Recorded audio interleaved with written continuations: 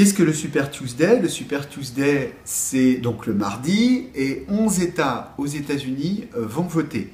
11 États du côté démocrate pour déterminer quel sera le candidat démocrate et du côté républicain pour déterminer quel sera le candidat républicain. Donc pas de confrontation directe entre les républicains et les démocrates et ça se joue État par État.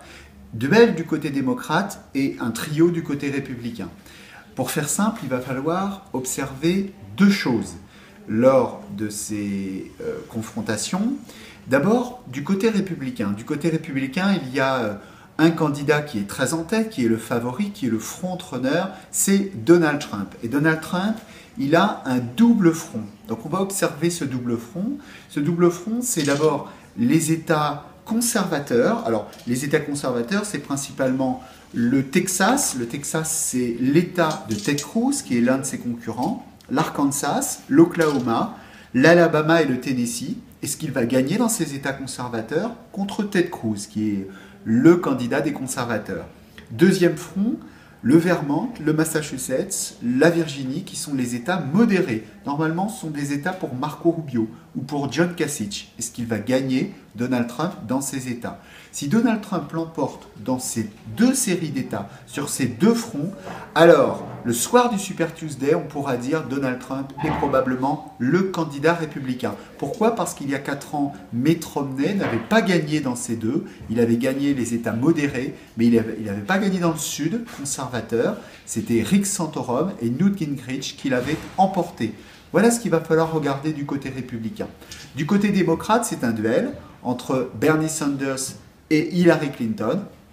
Et ce duel, eh bien, Bernie Sanders, dans 5 États, dans les sondages, va talonner Hillary Clinton. La grande question, c'est est-ce qu'il va talonner ou est-ce qu'il va l'emporter dans 1 ou 2 États? S'il ne fait que talonner, eh bien, Hillary Clinton, pareil, le soir du Super Tuesday, on pourra dire Hillary Clinton est la candidate. S'il arrive à remporter quelques États, la course va continuer entre Bernie Sanders et Hillary Clinton. Et il y a une troisième chose à observer, c'est le fond politique, parce que cette élection, c'est pas seulement des candidats, c'est quand même, on parle aux Américains et on leur dit comment on va vous faire sortir de la crise. Pour faire simple, en 2008, l'idée c'était faire sortir les États-Unis de la crise et aujourd'hui, l'idée 2016, c'est faire sortir les Américains de la crise. C'est-à-dire non pas le pays, mais les Américains, Everyday Americans. Comment on fait que ces 2% de croissance, eh bien les Américains le voient dans leur porte-monnaie?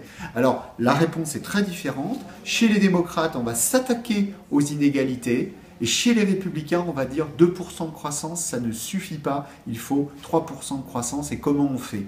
Donc voilà, on va observer ces 3 choses. Pour faire simple, est-ce qu'au soir du Super Tuesday, on aura le nom du côté républicain du candidat, le nom du côté démocrate de la candidate, et quelle place pour le fond politique? Et là, on sera très attentif au discours de victoire des uns et des autres. Pour le Huffington, merci beaucoup, François Durper.